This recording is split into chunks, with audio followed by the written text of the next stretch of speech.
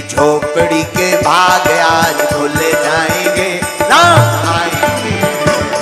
झोपड़ी के भाग आज खुले जाएंगे, राम आएंगे।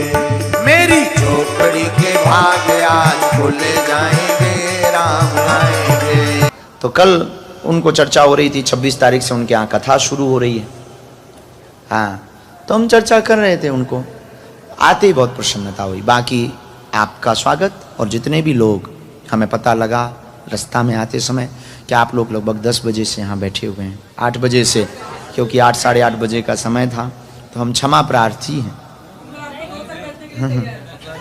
क्योंकि लोग हमसे पूछते बड़े बड़े महात्मा कि आपका नियम क्या है। हमारा एक ही नियम है कि कोई नियम नहीं है।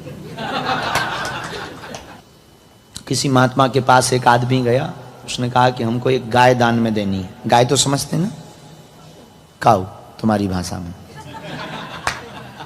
महात्मा ने कहा कि उस व्यक्ति ने कहा कि हमें आपको एक गाय दान में देनी है, आप स्वीकार करो। महात्मा ने कहा स्वीकार है, लाओ भाई, क्या दिक्कत है।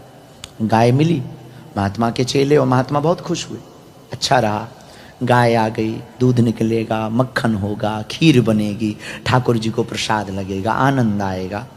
लेकिन वो आदमी भी रहा होगा दुबई का, देने वाला 8 दिन बाद वापस ले गया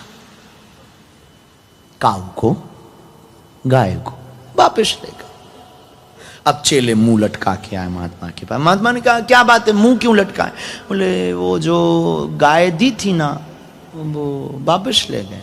महात्मा बोले भला हुआ, ठीक हुआ। चेले परेशान हो गए, जब आए थी तब भी तुम कह रहे थे भला हुआ, भगवान को भोग लगेगा, खीर का प्रसाद बनेगा, मक्खन होगा, दूध होगा, चाय बनेगी, आनंद होगा, लस्सी बनेगी। अब चली गई तो अब क्या खाक भला होगा? अब तो कुछ बन नहीं पाना है, अब क्या खाक भला होगा? महात्मा मुस्कुराते हुए बोले ठीक गई, कौन गोबर उठाए, कौन भूसा की व्यवस्था करे, कौन पानी पिलाए। आई थी तो ठाकुर जी का भोग लगता, चली गई तो झंझट खत्म हो गया। बस सदगुरु यही आपको प्राप्त करवा सकते हैं। गुरु का होने के बाद आपकी मना स्थिति बदलती, और मना स्थिति बदलते ही हम आपको जो अभी बता रहे थे कि आप दुख को सुख में परिवर्तित करने की क्षमता अपने अंदर जनरेट कर पाएंगे।